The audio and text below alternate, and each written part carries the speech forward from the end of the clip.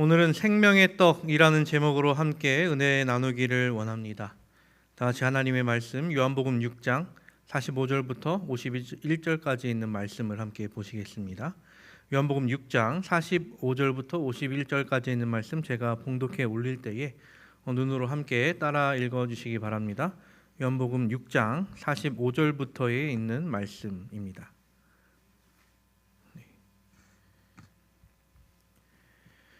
선지자의 글에 그들이 다 하나님의 가르치심을 받으리라 기록되었은즉 아버지께 듣고 배운 사람마다 내게로 오느니라. 이는 아버지를 본 자가 있다는 것이 아니니라. 오직 하나님에게서 온 자만 아버지를 보았느니라. 진실로 진실로 너희에게 이르노니 믿는 자는 영생을 가졌나니 내가 곧 생명의 떡이니라. 너희 조상들은 광야에서 만나를 먹었어도 죽었거니와 이는 하늘에서 내려오는 떡이니 사람으로 하여금 먹고 죽지 아니하게 하는 것이니라. 나는 하늘에서 내려온 살아있는 떡이니 사람이 이 떡을 먹으면 영생하리라. 내가 줄 떡은 곧 세상의 생명을 위한 내 살이니라 하시니라. 아멘. 19세기 네덜란드에 한 화가가 있었습니다. 물론 그는 처음부터 화가를 했던 것은 아니고 가족 중에 화랑을 운영하는 사람이 있어서 그 일을 조금씩 배워 나갔다고 합니다. 그러다가 종교적 열정이 생겨나 종교인으로서 가난한 이들을 위한 일을 하고 싶어 하게 되죠. 그렇게 그는 어떤 목사님의 도움으로 한 학교의 교사이자 또 전도사로서 일을 할 수 있게 되었습니다. 그런데 그에게는 한 가지 문제가 있었는데 그것은 정신병 중에 하나인 조울증이 있었다는 것이었습니다. 그 병을 계기로 잘 있던 곳을 나와 본인의 고향으로 돌아와야 했죠. 그가 돌아와서 했던 일들이 여전히 본인의 병 때문에 하고 싶었던 일들이 잘 되지 않아 집에만 있게 되는 경우가 많았습니다. 거기서 집에만 있게 된 그가 할 수 있던 것은 그저 그림을 그리는 일뿐이었다는 것이죠. 하지만 이 사람의 그림은 사람들에게 인정을 받지 못했습니다. 그도 그럴 것이 그는 어떤 학교에서 좋은 학교에서 그림을 배운 사람도 아니었고 어떤 좋은 스승으로부터 그림을 배운 사람이 아니었기 때문이었죠. 그래서 그저 자신이 생각하는 대로 그림을 그려나갈 뿐이었습니다. 당시 사람들이 그 그림을 보고 너무나도 기괴하게 생각했기 때문에 사람들로부터 외면을 받게 됩니다. 그가 여러 그림을 그렸지만 그 그림을 사간 사람은 그의 동생 한 명뿐이었다라고 합니다. 그 사람의 이름은 빈센트 반 고흐라는 사람입니다. 지금 사람들에게 유명한 화가의 이름을 아시냐고 물어보면 5손가락에 들 만큼 아주 유명한 화가이죠. 한 미디어에서 미술평론가가 이 고흐라는 사람에 대해서 이렇게 이야기를 합니다. 자신의 생각으로는 나의 생각으로는 역사상 가장 위대한 화가라고. 그리고 반 고흐는 시대를 통틀어서 가장 인기 있는 화가이며 이 사람이 그린 그림의 색채감은 누구도 따라올 수 없습니다. 정말 대단하고 그는 그렇게 힘들고 고통스러웠던 삶을 황홀한 아름다움으로 승화시킨 예술가라고 이야기를 합니다. 고통을 그리는 건 쉽지만 들끓는 열정과 고통을 사용해서 이 세상의 아름다움과 기쁨, 황홀함을 표현하는 것은 이때까지 어느 누구도 하지 못한 일이다라고 평가를 합니다. 그러고서 덧붙이는 말은 앞으로도 이런 사람은 없지 않을까라고 생각한다는 것이었습니다.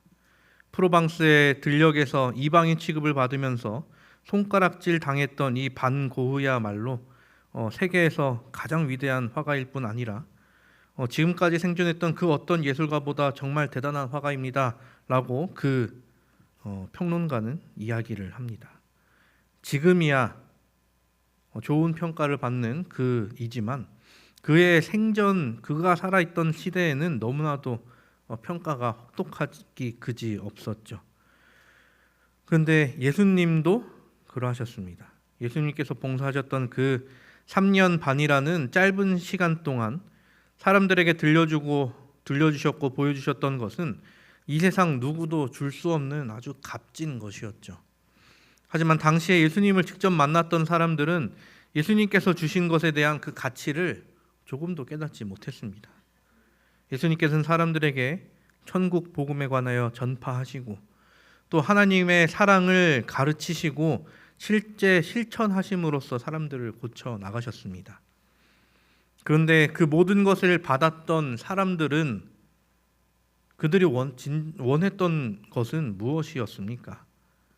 예수님을 만나면 항상 이야기하는 것이 나에게 표적을 보여달라고 이야기를 하죠. 그렇게 많은 표적을 보여주셨음에도 불구하고 또 다른 표적을 이야기합니다. 지금 우리가 본문으로 읽은 요한복음 6장 45절부터 있는 말씀, 그 전에는 어떤 일이 있었습니까?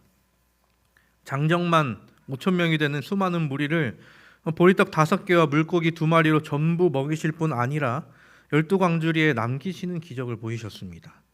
그런데 그들이 하는 말은 무엇이었을까요? 요한복음 6장 30절에 이야기합니다. 그들이 묻되 그러면 우리가 보고 당신을 믿도록 행하시는 표적이 무엇이니까? 하시는 일이 무엇이니까? 왜 그들은 이와 같은 질문을 했을까요? 예수님을 자기는 믿지 못하겠다라는 것입니다.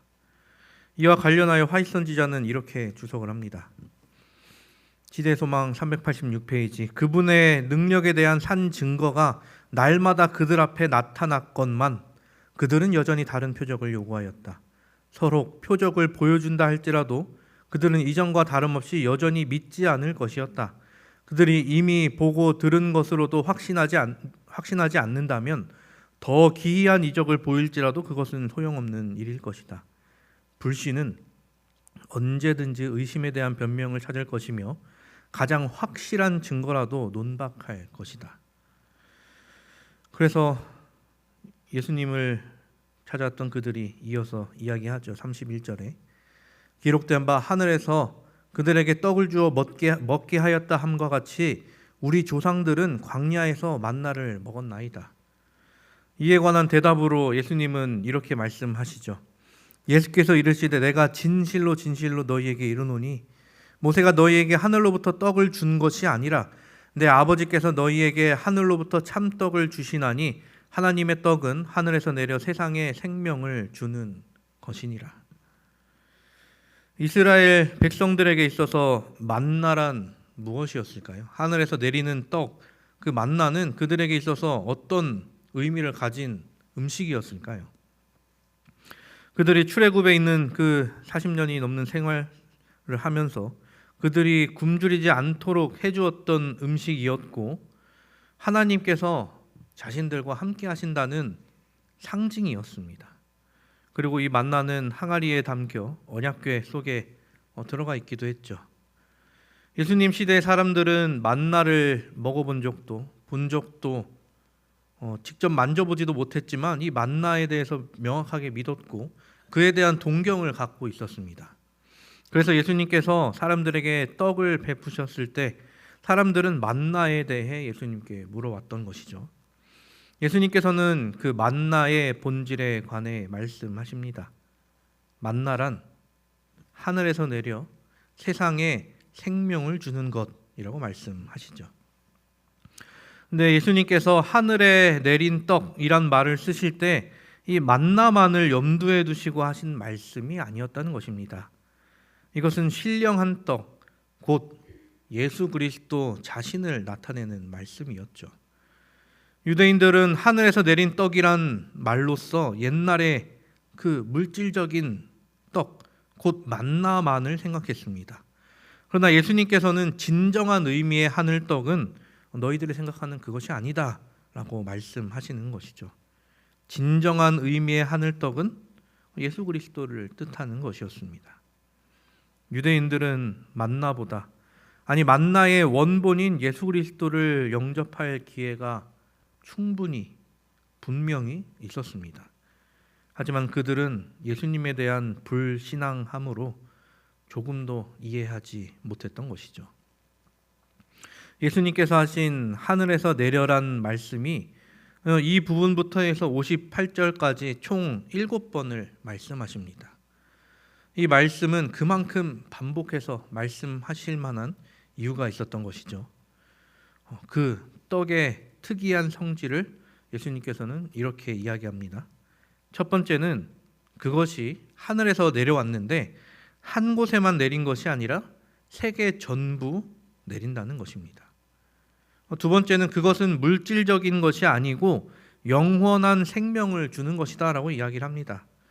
만나는 비록 그들이 육적으로 살아갈 수 있는 영양분을 주긴 했지만 실제의 하늘떡은 영원히 살아갈 생명을 주는 것이죠.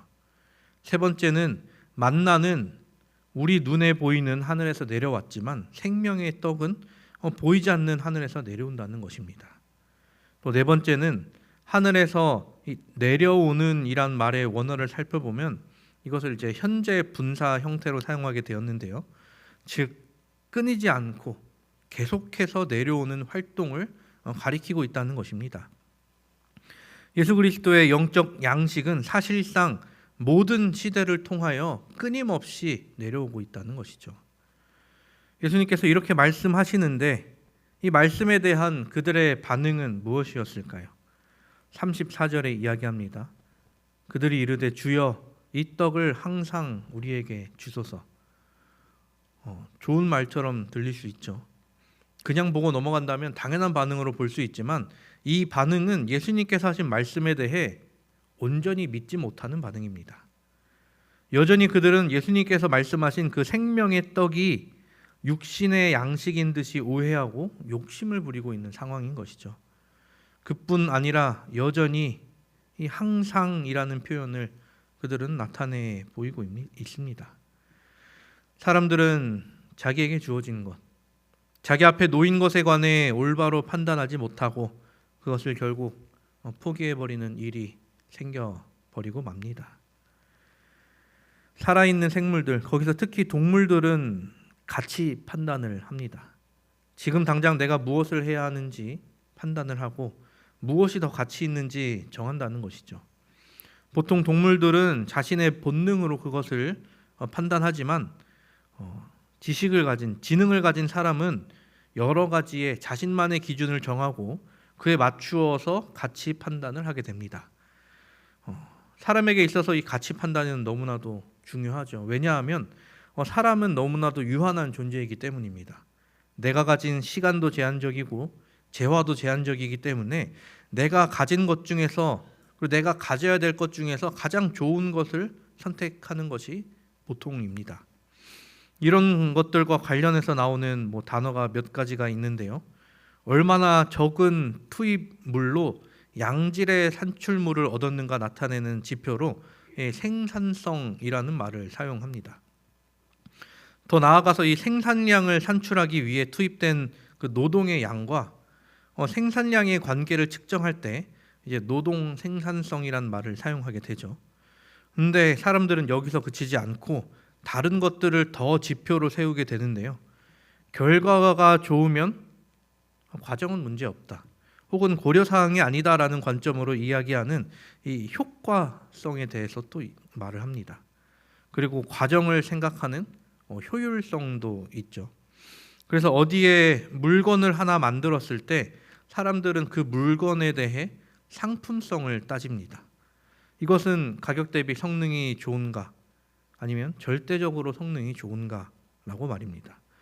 그리고 이런 것으로 물건이 지닌 값어치가 매겨지게 됩니다. 이렇게 무언가에 관하여 가치 판단을 하는 부분은 사람의 활동에도 영향을 미치게 되죠. 특히 스포츠 분야에서 이런 것들을 많이 활용하게 되는데요. 생산성을 전혀 나타내지 못하는 분야가 스포츠 분야이지만 거기서 선수들의 가치 또한 평가를 한다는 것입니다. 야구를 보면 예전에는 이 투수가 한 시즌 동안 얼마나 등판을 했고 몇 회를 던졌으며 그동안 몇 번 이겼으며 몇 번의 경기에 몇 점을 이뤘는지로 그를 평가했는데 그것도 좀 보기 어렵지만 너무나도 변수가 많아지니까 이것저것을 더 붙여서 이 선수에 대한 가치 평가를 더 항목을 늘려 나간다고 합니다.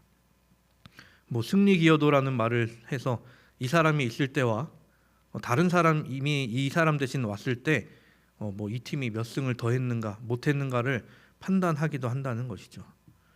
이렇게 많은 부분, 많은 영역에서 가치 판단의 기준을 세워놓고 사는 것이 인간입니다. 그런데 정작 가장 중요한 부분에서 가치 판단을 못하는 존재도 사람, 인간이라는 것이죠. 지금은 여러 가지 기준을 놓고 그것을 수치화해서 숫자화해서 판단합니다만 예전에도 무언가를 판단하는 기준이 분명 있었겠죠. 그런데 그런 것들이 인간이 가지고 있는 그리고 만들어 놓은 그 기준이 얼마나 옳았는가 하는 것입니다. 예수님 당시 유대인들이 받아든 그 떡은 과연 그 사람들에게 어떠한 가치가 있었을까요? 예수님께서 그들에게 보이신 기적은 과연 그들에게는 얼마만큼 귀한 것으로 여겨졌을까요? 그들이 받아든 그 떡을 그들은 전혀 가치 있어 하지 않았고 그렇게 귀하게 여기지 않았습니다. 이 떡이 무엇을 상징하는지 전혀 생각하지 않은 채 그저 지금 당장 우리가 배부를 떡을 주십시오 라고 예수님께 구하고 있는 것이죠. 이 모든 것을 알고 보는 사람의 입장으로서는 참으로 답답할 노릇입니다. 옛날에 일어난 일을 지금 보면 당연히 그렇게 생각할 수밖에 없었을 것이죠. 그렇다고 지금 예수님께서 이 시대에 이 땅에 나타나서 같은 기적을 보이신다면 이 시대의 사람들은 과연 어떤 반응을 보일까요?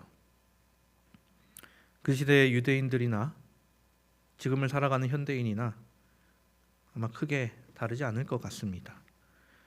지금 사람들은 말하죠. 예수 그리스도를 직접 보여달라. 그러면 내가 믿겠다. 직접 예수님이 나타난다면 그들이 진짜 믿을까요?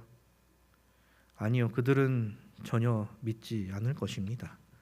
예나 지금이나 사람들은 자신에게 지금 당장 떨어질 그 이익에만 관심이 있습니다. 나에게 주어질 영원한 생명에 대해서는 그것에 대한 가치는 전혀 생각지 않고 있기에 자신에게 그 앞에 놓여진 그 빵, 그것이 어떤 의미를 가지고 있는지 정확하게 깨닫지 못한다는 것이죠.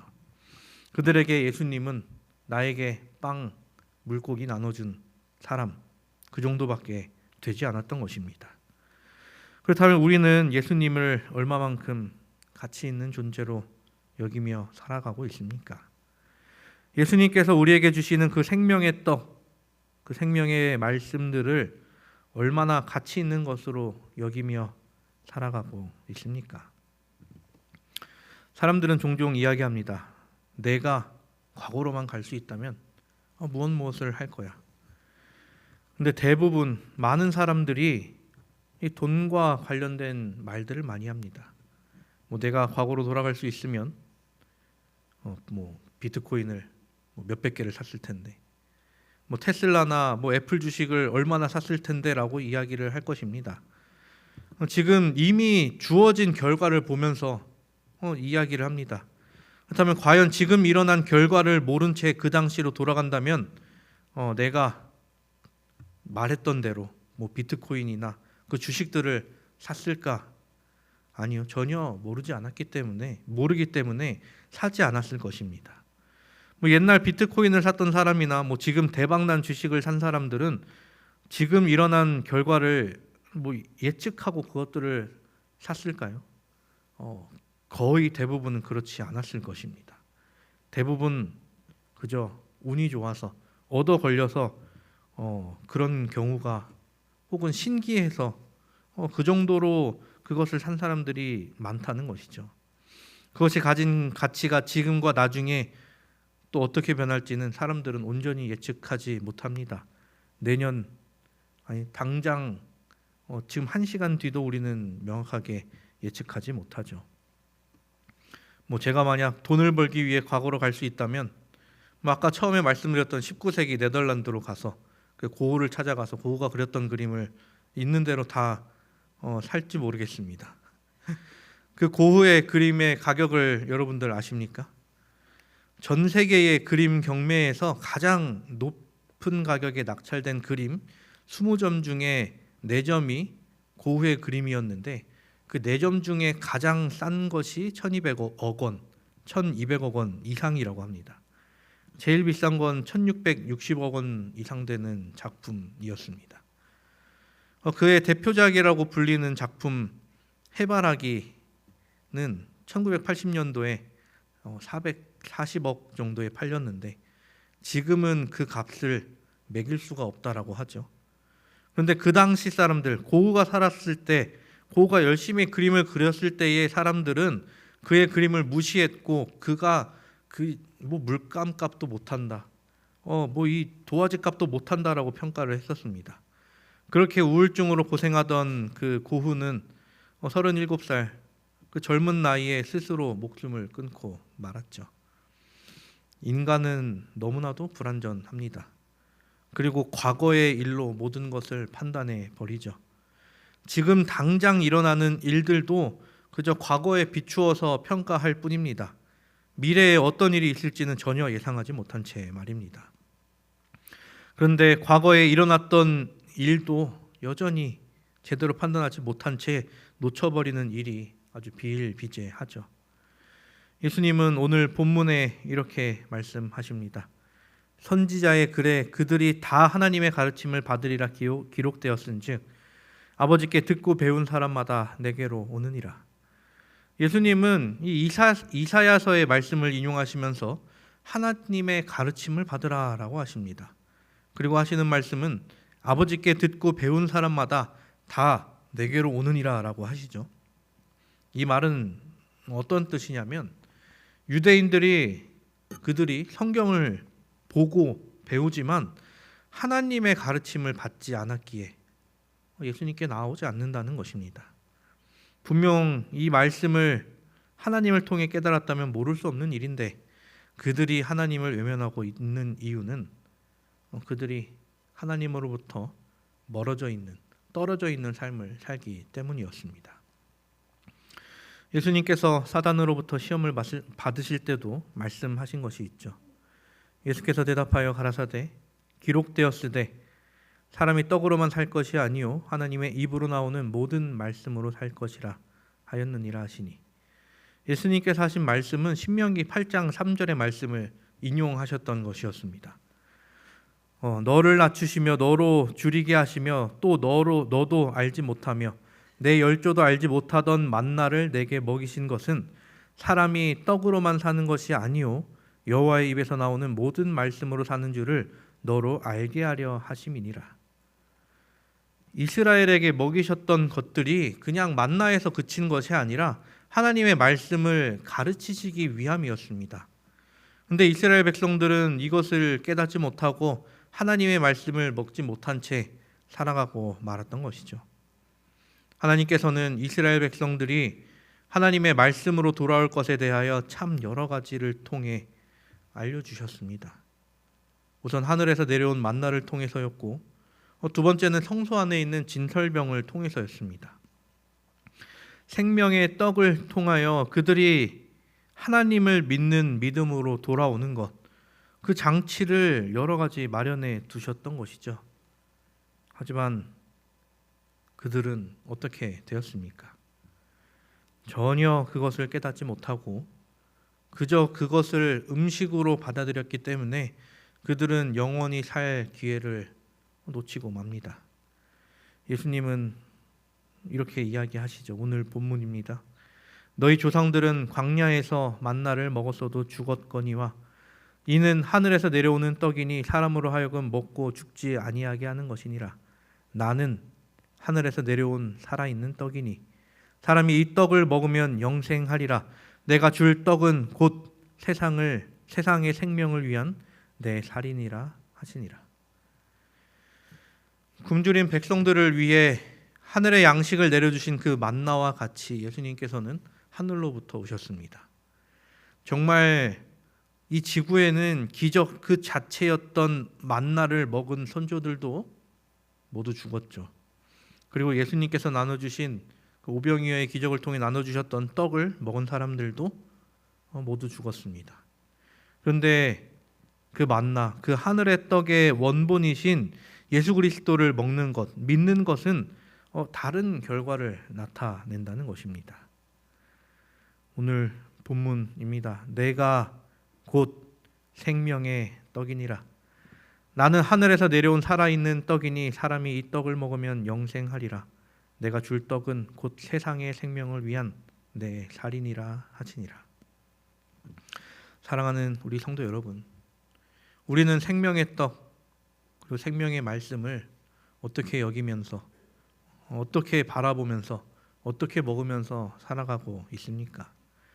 우리의 삶 속에서 우리에게 주어진 그 생명을 어떻게 나타내면서 살아가고 있습니까? 시대소망 389페이지에는 우리에게 이렇게 고면합니다. 그대는 그리스도를 따르는 자인가? 그렇다면 영적 생애에 관하여 쓰인 모든 기록은 그대를 위하여 기록된 것이며 그대 자신을 예수께 연합시킴으로써 얻을 수 있을 것이다. 그대의 열성은 시들어지고 그대의 처음 사랑은 식어가는가? 그리스도께서 주시는 사랑을 다시 받아들여라. 그분의 살을 먹고 그분의 피를 마셔라. 그리하면 그대는 아버지와 아들과 더불어 하나가 될 것이다. 이 말씀은 우리가 잘 알듯 성만찬에 대해 말씀하고 계십니다. 성만찬에서 나타내는 떡을 먹는 것, 그것 역시 우리가 예수 그리스도를 먹는 것이죠. 하늘의 떡, 생명의 떡을 먹는 것입니다. 그 떡이, 그 말씀이 우리에게 생명을 가져다 줄 것입니다. 그리고 우리가 기억해야 할 것은 고린도전서 11장 26절 나오는 말씀이죠. 너희가 이 떡을 먹으며 이 잔을 마실 때마다 주의 죽으심을 그가 오실 때까지 전하는 것이니라. 예수님께서 우리에게 떡을 떼어주신 것 같이 우리도 우리가 받은 떡을 다른 사람들에게 나눠주는 것, 전하는 것이 필요합니다. 언제까지 그 일을 해야 할까요? 예수님께서 다시 오실 그날까지 우리는 그 떡을 떼서 옆에 있는 사람에게 나누어 주어야 합니다. 생명의 떡을, 그 생명의 말씀을, 예수 그리스도를 언제나 먹음으로써 영원한 생명의 길을 언제나 걸어나가는 우리 모두가 되기를 간절히 바랍니다. 그뿐만이 아니라 내가 받은 이 떡을 또 다른 이들에게 나누어 주어 더 많은 이들이 그리스도를 받아들이고 그 생명의 떡을 받아들고 그들이 영생의 길로 나아가게 하는 우리 모두가 되기를 간절히 바랍니다. 여러분들의 삶 속에 항상 그리스도께서 함께 하시며 성령께서 더한 능력으로 함께 하시고 또 하나님께서 사랑으로 베풀어 주심을 믿고 나아가는 우리 모두가 되기를 간절히 바라며 말씀을 마치도록 하겠습니다.